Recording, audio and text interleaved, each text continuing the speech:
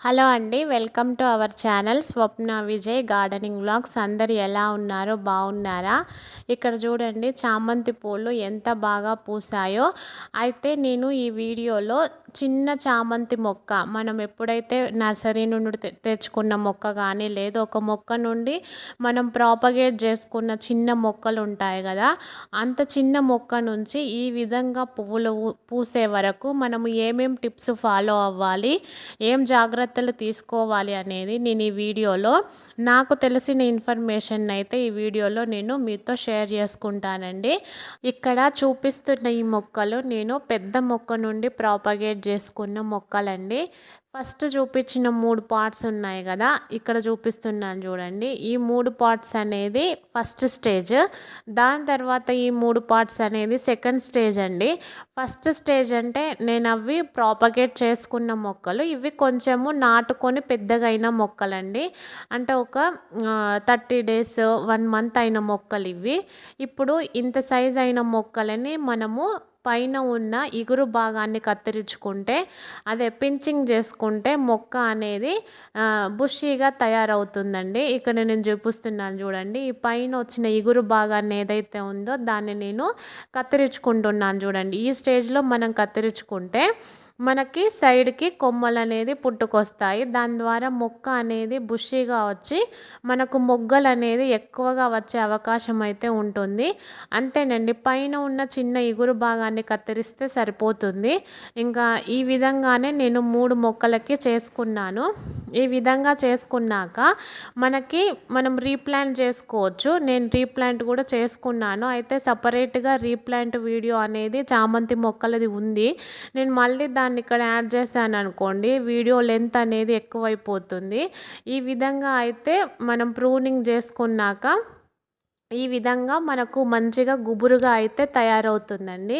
ఈ విధంగా గుబురుగా తయారయ్యి రీప్లాంట్ చేసుకున్నాక మొగ్గలు వచ్చినాక మనము ఏదో ఒక లిక్విడ్ ఫెర్టిలైజర్ అనేది ఇస్తూ ఉండాలి. మొగ్గ స్టేజ్లో ఉన్నప్పుడు మనము లిక్విడ్ ఫెర్టిలైజర్ కానీ సాలిడ్ కానీ ఏదన్నా ఇచ్చినప్పుడు మొక్కకు కావలసిన న్యూట్రియంట్స్ అనేది ఆ ఫెర్టిలైజర్ నుండి అంది మొగ్గలన్నీ కూడా పువ్వుల్లాగా మారే అవకాశం అయితే ఉంటుందండి. నేను ఇక్కడ కాఫీ పౌడర్ని అయితే ఈ స్టేజ్లో ఇచ్చాను. కాఫీ పౌడరే వాటరే ఇవ్వాలని లేదు.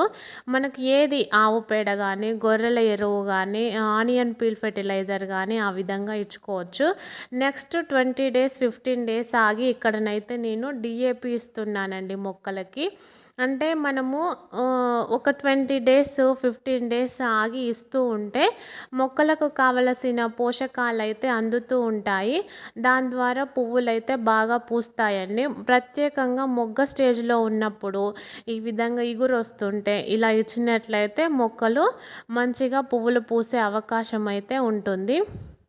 ఇది నేను సెకండ్ టైం ఇస్తున్న ఫెర్టిలైజర్ అండి. ఫస్ట్ మనం రీప్లాంట్ చేసుకునేటప్పుడే మీరు ఒకసారి ఆ వీడియో చూసి ఉంటే ఆనియన్ పీలు ఆవు పేడ అన్నీ వేసుకొని రీప్లాంట్ చేసుకున్నానండి. అది రీప్లాంట్ చేసుకున్నాక మనకు మంచిగా బుషీగా వచ్చి మొగ్గలు స్టార్ట్ అవుతున్నాయి అన్నప్పుడు మళ్ళీ ఒక ఫెర్టిలైజర్, కొంచెం ఫ్లవరింగ్ స్టార్ట్ అయిందన్నప్పుడు మళ్ళీ ఒకటి.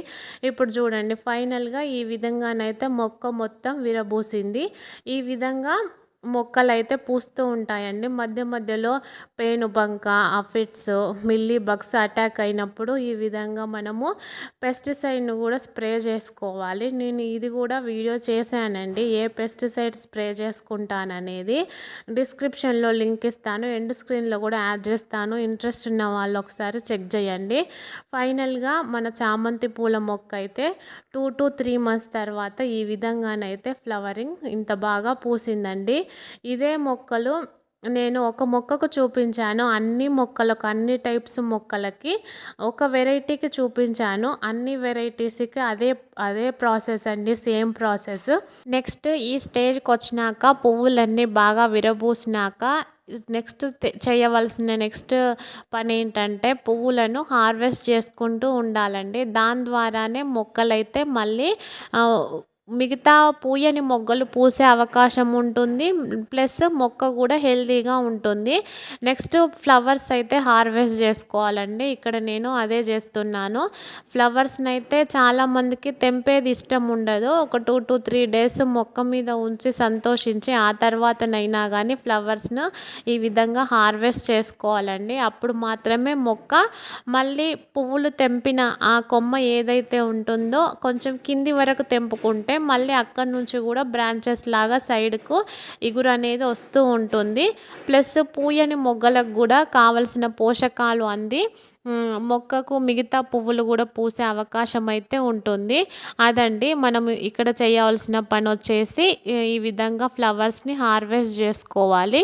ఈ స్టేజ్‌లో మళ్ళీ ఒక్కసారి మనం ఏదైనా ఫెర్టిలైజర్ ఇచ్చినప్పుడు మళ్ళీ మిగతా పువ్వులు కూడా పూస్తాయి. మొక్క కూడా హెల్తీగా ఉంటుంది. ఇట్లా హార్వెస్ట్ చేసుకొని మళ్ళీ ఒక ఫెర్టిలైజర్ అయితే ఇచ్చుకోవాలండి. నెక్స్ట్ వచ్చేసి మేజర్ టిప్ వచ్చేసి తర్వాత వాటరింగ్ ఇచ్చే విషయంలో వాటర్ ఎప్పుడు కానీ చూసుకొని ఇవ్వండి. ఎక్కువ వాటర్ ఇచ్చినట్లయితే చామంతి మొక్కల వేర్లు అనేది కుళ్ళిపోయే అవకాశం అయితే ఉంటుంది. కాబట్టి వాటరు చూసుకుంటూ వాటర్ ఇచ్చుకోండి. నెక్స్ట్ ఎండ తగిలేలాగా చూడాలండి. ఎండ బాగా తగిలితే మొక్కలు అనేది ఫోటోసింథసిస్ జరిగి బాగా పువ్వులు పూసే అవకాశం అయితే ఉంటుంది. ఫస్ట్ ఈ 2 బాగా ఉండేలాగా చూసుకోవాలి. ఇంతసేపు నేను చెప్పిందంతా సెకండరీ అండి. ఇవి 2 మాత్రము ఫస్ట్‌గా చూసుకోవాల్సినవి. నెక్స్ట్ ఇవి లాస్ట్ స్టేజ్‌కి వచ్చినాక మళ్ళీ ఏ విధంగా ప్రూనింగ్ చేసుకోవాలి, మళ్ళీ ఏం ఫెర్టిలైజర్ ఇవ్వాలి అనేది నెక్స్ట్ వీడియోలో చూపిస్తానండి. ఇప్పటికే వీడియో లెంత్ ఎక్కువైపోతుంది. ఇదండి వాటి వీడియో. మీకు ఎలా అనిపించింది? నచ్చిందా?